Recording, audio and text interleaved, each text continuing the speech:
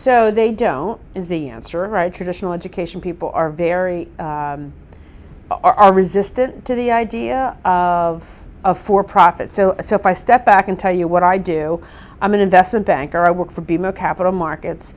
We actually have a very big practice in what we call the education services sector. And education services, so there are really two worlds, right? There's the not-for-profit world, the guys who run traditional schools like Johns Hopkins, or Penn, or any of those schools, who also run school districts. That gets funded, those kinds of institutions also get funded by places like us out of the public finance area. So it's understood they're not-for-profit, that's a whole different world. I'm in the side of the business that's really the business side of education. And so there's an expectation that there will be profits generated from these businesses. They may do the exact same thing as the guys in public finance, the not-for-profit world, but they do it with the intent of both providing good education as well as being profitable along the way. So they're not government entities. I mean, I think it's the biggest distinction. And so we work with those companies, and they can be as familiar in the for-profit world as publishers, right? So everybody is comfortable with the idea that McGraw-Hill and Pearson and Houghton Mifflin and the big textbook publishers, everybody's very comfortable with the idea that they make money, as long as they don't make too much. That's okay. And so that's part of our world. The other part of our world that people are generally okay with are services that are provided to schools that don't go to the heart of teaching the student. And so in our world, we would work with companies that work with schools to provide services such as enrollment services or placement services, where people in the academic side tend to get the most concerned and the least comfortable is when we're dealing with school businesses, people who actually educate the kids or the young or the adults. And so whether it's in K-12 or it's in particularly in post-secondary, there's a lot of angst over it. But there is this view, especially by academics, but also the government, there's something troubling about the idea that if you actually are an educator, that enterprise should somehow be exempt from making profits. And the idea of what some people call your tax status being not profitable or profitable is relevant to the delivery of the service, which, I think more and more we're recognizing that there are two distinct discussions. How someone funds itself, how a company funds itself, whether or not it's profitable, either intentionally or unintentionally, profitable or unprofitable, is a different question from whether or not what it does from an educational aspect has efficacy. And so one of the things that I always say one of the very first things I talk about when I talk with companies is, before I want to know what the profitability is, I want to know if it works. Does what you do work? Because if it doesn't work, if you're profitable, you won't be profitable for long. So they need, just like academics want to see the research behind does something work, we want to see does the research behind does something work, and not just anecdotally. Like, what are the outcomes of the students? Are you providing something of value? Whether it's a publisher or a school operator or a service provider, if you're not doing something that provides value in the long term, even in the intermediate term, you will fail, right? You can't fool all the people all the time. So we use that as the guiding light, and I don't believe, I strongly object to the notion that if you're doing something for profit, it somehow is worse than if you're doing it not for profit. In fact, I would argue that people who are outcomes oriented are outcomes oriented, whether it be financially or academically or socially, maybe not socially because it's harder to measure, but you can certainly measure academic outcomes and you can certainly measure financial outcomes. And so I think that's the way we look at it.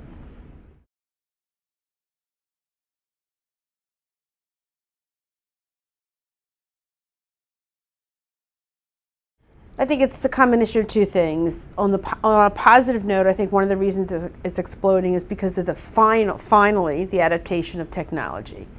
So a very simple-minded, probably grossly inaccurate, but I'll use it anyway because I always use it. Sort of strand is I say to people, corporations really digitized themselves in the 80s, right? We all began to have a personal computer on our desk. We had sophisticated software that helped us make a more productive day. Healthcare kind of did that in the 90s, maybe even into the 2000s.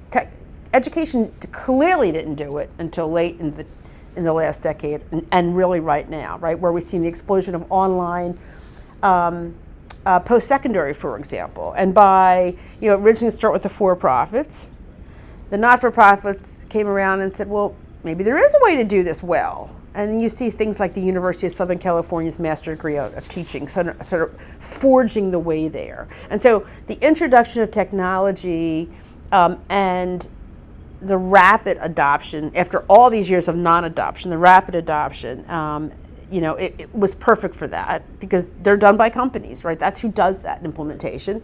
I think that's one that coupled with finally our recognition that throwing money at education doesn't solve the problem, right? So we have outcomes that we're unhappy with, and I'll let the educators determine whether or not we should be unhappy with them. But as a citizen, right, you look at test results, you look at mastery of our students, especially the K-12 students versus other countries, but also in post-secondary, the miserable results coming out of community college, miserable outcomes, and say there's all this public money being spent, and it's not necessarily producing the outcomes that we think it should. And so for maybe the first time, an openness to exploring other ways of getting to better outcomes.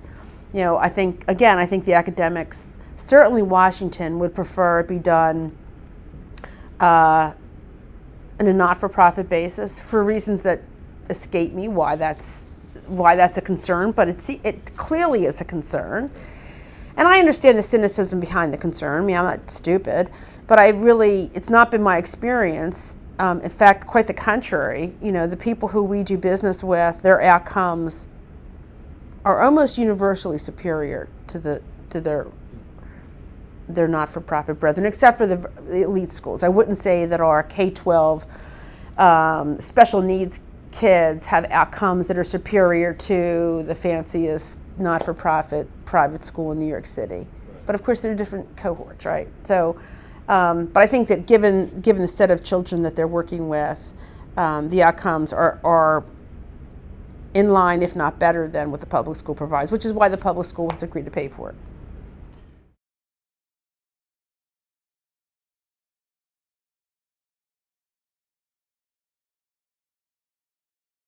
Well, K-12 is just a massively larger enterprise, right? There's a lot of money spent in K-12. I don't necessarily think it's a bigger opportunity because we're never going to, and nor should we replace our public school system. I mean, it's a wonderful school system. It works for many, many, many, many, many, many millions of children. It doesn't work for all children, and that's where alternatives, I think people seek alternatives, but it's very controversial. And so the opportunity may be more massive in K-12 just because of the number of children, a number of students being educated. But I don't expect, nor would it be desired, to sort of upset the major apple cart. However, all the content behind those students is and has always been for-profit, and I expect it to continue to be. So I think they're both very large markets, both going through tremendous disruption at the moment.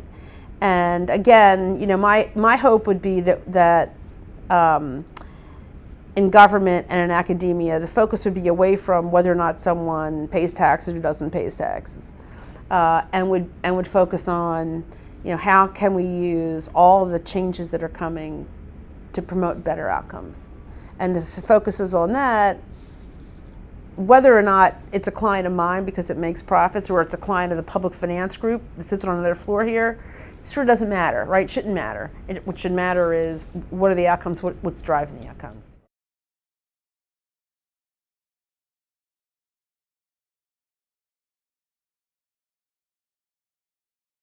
Well, I think it goes, it has seemed to me to be a series of small continual step forwards. There's a couple step forwards, and every now and then there's a step back, a couple step forwards, because people, again, I think public policy is such that when I say people, actually in K-12, I think it's more a function of state and local government that has a tremendous impact on how much is done through the traditional school system and how much people are willing to innovate. And I won't go into a debate about teachers' unions and the power they have, and therefore of course I am. I said I wouldn't, but now I'm doing it. It's very hard for me not to point out that where the resistance comes from, it is almost never from the parents. It is almost never from the consumer of the services. So have we made as much progress as I think we could have made?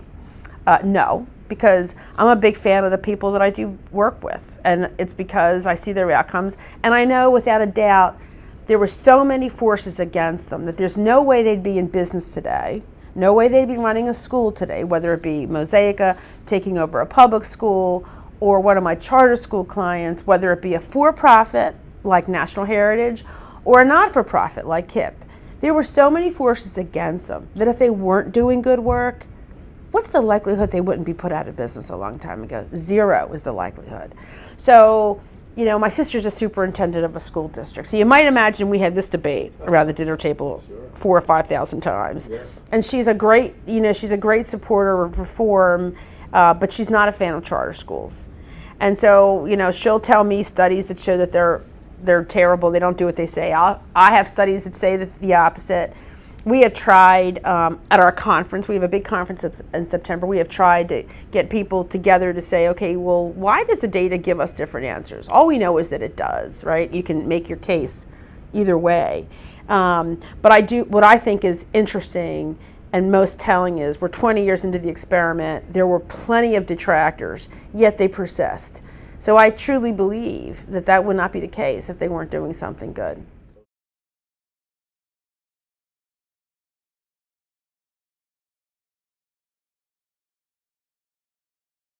Now, having said that, do I think we need charter schools? So I live in a town I live near Princeton.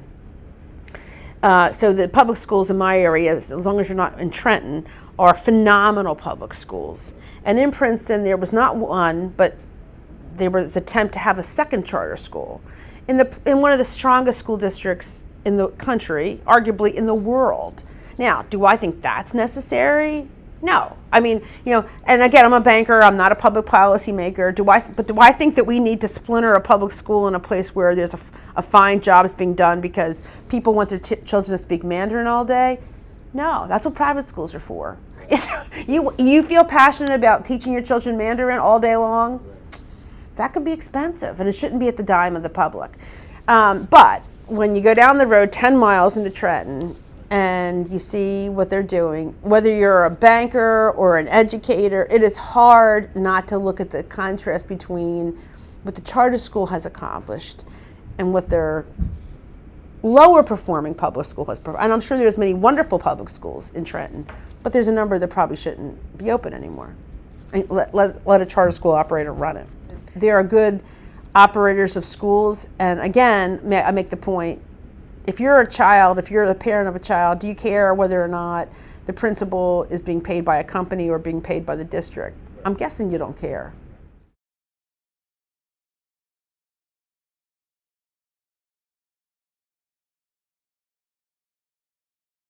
It's $1 trillion. I mean, it's a huge. If you look at the global market, it's $1 trillion market for sure. If you look in our country, it's I think the third largest item after health, maybe the second largest item after healthcare. But most of that, 90% of that, is trapped, and I mean in a positive way, trapped in the sort of revenue generated by taxes, paid for by the government. So the actual business of education is much smaller than the total education spend, right? So the business of education is probably, and I'm guessing, I'd have to look up them. We have the numbers all over the place. I can't keep them in my head. It's probably a $10 or $20 billion business. I mean, it's huge. But it's not the $1 trillion business that's paid for and done very well by the government most of the time.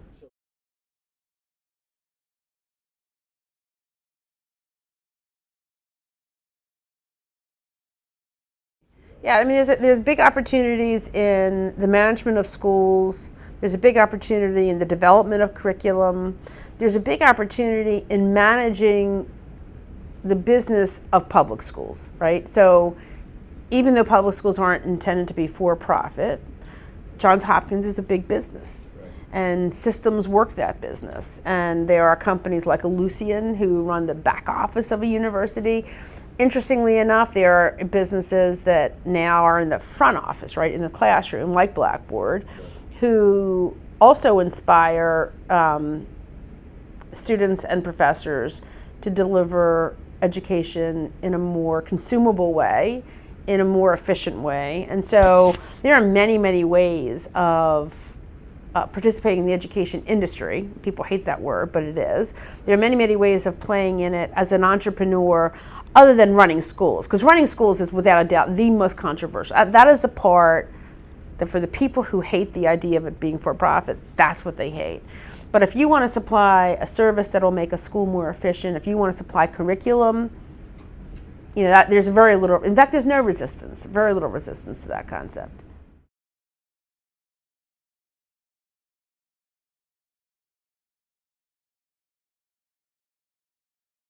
Well, you know, investment bankers are highly entrepreneurial by nature. Typically, you know, on a scale of laid back to aggressive, typically more aggressive types, right? More type A personalities to survive. Not exclusively, but typically. And so my style of management is to hire good people, give them a lot of rope, pay enough attention that if they are hanging themselves, I try to get in there before they completely hang themselves. These are for the senior bankers. And so I think a lot of, I mean, personally, and this is not a luxury that everybody would have, right? At the senior level, you know, a lot of it I think comes down to good hires. And if I think, and honestly, sadly, we're not. I think that one of the worst features of investment banking is we're not really in the business of developing people. You know, if you don't come with a lot of innate skill, you're probably not going to survive. And so it's not a good model for other places, because I think it's wrong, right? I think that we should be better people developers. It's the responsibility of all employers. I do think it's a worthwhile criticism to say that that's not our strong suit. Where I think we do a conscientious job is at the junior level. Right, so when we take your kids from Johns Hopkins, and we get lots of them from the best schools. So these kids come in, they're already achievement oriented, right? They've always been the kid that got the A's. They've always been the kid that sat at the front of the class, raised his hand. So you have these eager beavers, but now they're in a world where, you know, their mom's not there to tell them they're the greatest thing that ever lived. Right. You know, in fact, they have a bunch of jerks who tell them, like, this isn't good enough. So that is where we can do some development work and where we can do some coaching. And I think that personally, everybody gets here a different way. I'm sort of a mommy, you know, which is a very unusual thing in investment banking. So what I would say to all the women and I'm sure, I assume there's a lot of women if it's a school of education, is in an industry where there aren't a lot of women, being one is a huge advantage, right? Because you get to behave in a way they're not accustomed to seeing at work. Yeah. So I think in some ways it's more impactful, right? So it's a very unusual setting. I think it's a huge advantage. I don't know what it would be like if I was in a place where, in fact, where the roles were reversed, and maybe education in some ways the roles are reversed. Lots of women. Emotions are okay to show. Like here, you know, it's like you're not. You know, you can show anger, but you can't. You know, you're really not supposed to show that. You know, you're about ready to weep. You know, that's not. You know, people don't tear up in public here. So it'd be interesting. But I do think that because of the twist, it allows me to be more mommy-like. And of course, now that I'm so old and so much older than them, some of them are actually younger than my daughter, which just astonishes me that that's happened. So it's a great opportunity because you can sort of sit them down and say, you know, here's why it wasn't right. Here's what, you know, you can't react that way. You got to do this, because it's not so much coaching of intellectual talent, because they have to come with that. And we do have systems to teach them sort of the skill, the sort of financial skill. That's easy. The people who fail for personal reasons, right? They can't. They don't behave they don't behave in a way that the clients expect them to.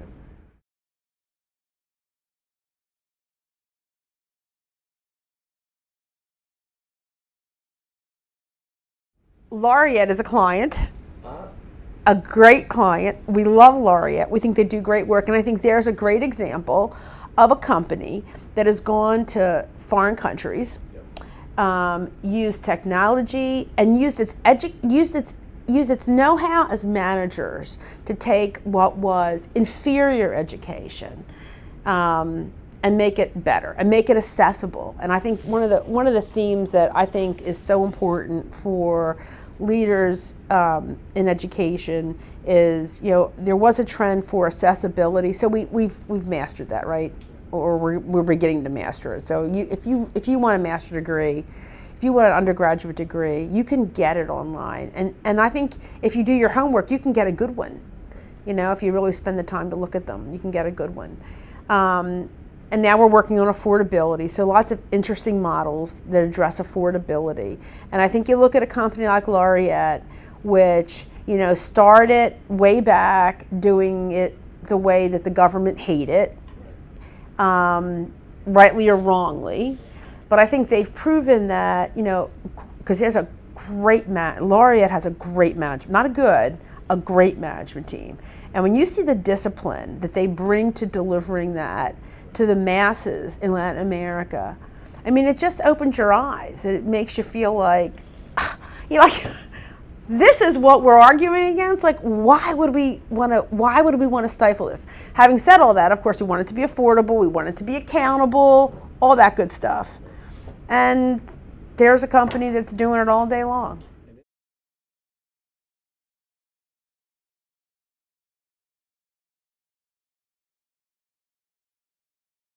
We have a lot of our clients are educators who then went on. They had a good idea, or they had the bug themselves, went on to run these schools. So it's not at all unusual for our clients to have come out of the education sector and turn themselves into terrific business people. And when I think of the operators of schools, when I think of the guys who do like K-12 school businesses, one guy was a social worker by background, the other guy was a PhD in something, it wasn't social work exactly, but something akin to that. The third guy was a teacher. I mean, these are guys who run very large businesses, 30 or 40 schools, who started as teachers and social workers and educators. And so, I think your program, to the extent that that's what it's building, people who have that background coupled with a business bent, we've seen the recipe for success.